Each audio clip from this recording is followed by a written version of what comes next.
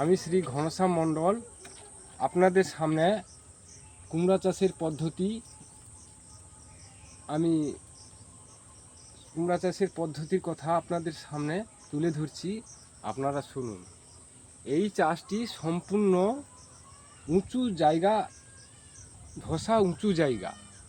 কেননা এই চাষে যদি রস বেশি হয়ে যায় তাহলে মাদার যে শেকড় নষ্ট হয়ে যায় আর পাতা লাল হয়ে পড়ে।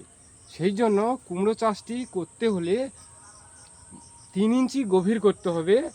আর যদি বেশি গভীর করা হয় তাহলে কি হয়, অনেক সময় দেখা গেছে যে গোড়ার শেকড় নষ্ট হয়ে গেছে, মাদায় জল ঢুকে গোড়ার শেকড় নষ্ট হয়ে গেছে, পাতা লাল হয়ে গেছে, আর গাছ মরে যাওয়ার সম্ভাবনা থাকে এবং মরেও যায়। এই কারণে মাদাকে উঁচু করতে হবে। আর মাদা 3 ইঞ্চির বেশি গভীর করা যাবে না। আর মাদাতে কম্পোস্ট সার 1 ঝুড়ি করে দিয়ে দিতে হবে। আর 50 গ্রাম নিমের খোল।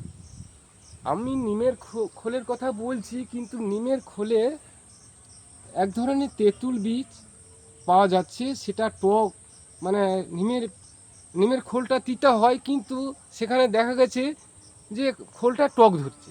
সেই জন্য আমি নিমের পাতাকে আমি আপনাদের সামনে দেখিয়েছি যে নিমের পাতাটা কিভাবে গুঁড়ো করে দিতে হয়।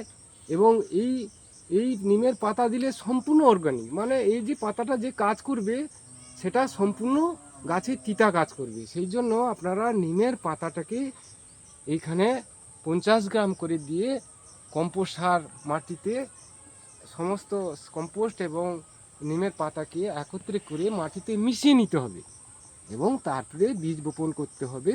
এই কুমড়ো চাষটা আপনারা দেখছেন বৈশাখে 15 তারিখে বীজ বপন করা হয়েছে। তো আপনাদের সামনে আমি দেখিয়েছিলাম 15 দিনের মাথায় এই গাছগুলো দেখিয়েছিলাম, কিন্তু এখন আমি দেখাচ্ছি 60 দিনের মাথায়। আমার 45 দিনে ফল এসে গেছে এবং সেই ফলটা কত বড় হয়েছে আপনারা দেখুন। প্রথম চাপে প্রথম কুমড়ো আমি দেখাবো। আমাদের চাষি ভাইরা বলে যে কুমড়ো ফল শুকিয়ে যায়।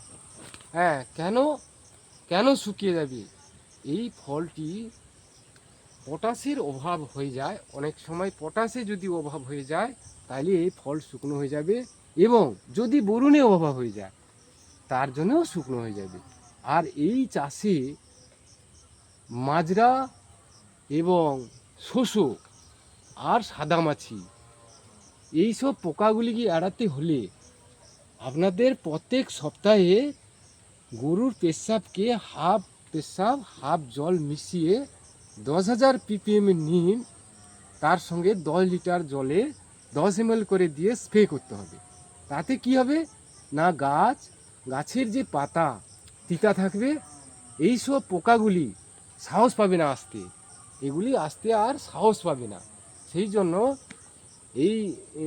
জন্য এই গরুর যে পেশাব সপ্তাহে স্প্রে করে যেতে হবে।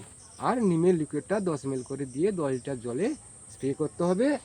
আর যদি ভিটামিন দিতে হয় তখন আপনারা গরুর যে দুধ 250 গ্রাম 10 লিটার জলে স্প্রে করবেন।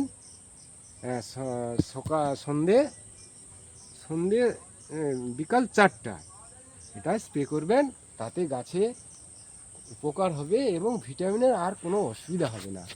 এই কারণে, আর এই গাছের প্রাণ আছে। আমাদের আচার্য জগদীশ চন্দ্র বসু বলে গেছেন যে গাছের প্রাণ আছে। কেননা এই গাছ চলে যাচ্ছে তার আগে একটা খাঁচি পুঁতে দেবেন। দেখবেন যে তার যে শেকড়ের যে মানে ওই শেকড়, কুমড়ো গাছের শেকড় কিন্তু বেড়ে যায়। আর তাতে কি হয়, সেই শেকড় কিন্তু ডালাতে জড়িয়ে নিচ্ছে। গাছ আকার ইঙ্গিতে সবই বুঝতে পারে। আমরা যদি তার রক্ষণাবেক্ষণ ঠিকভাবে দেখভাল করতে পারি তাহলে গাছের কোনো অসুবিধা হবে না। গাছ কি বলছে আগে জানতে হবে।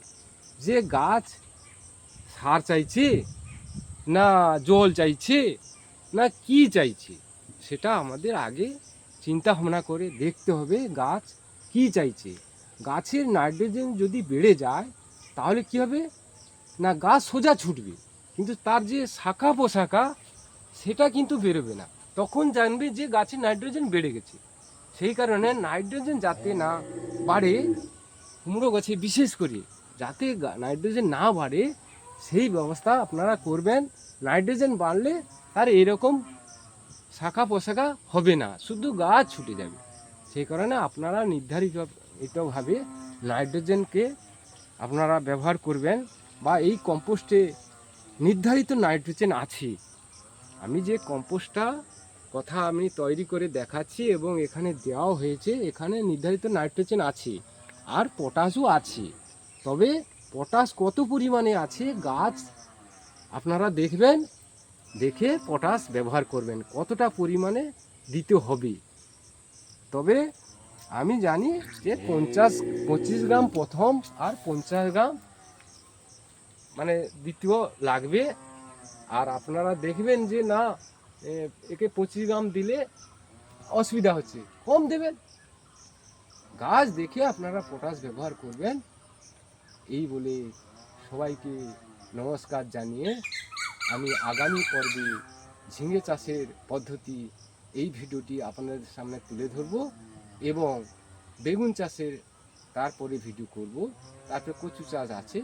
এই বলে সবাইকে নমস্কার জানিয়ে আমি এখনকার মতো শেষ করছি।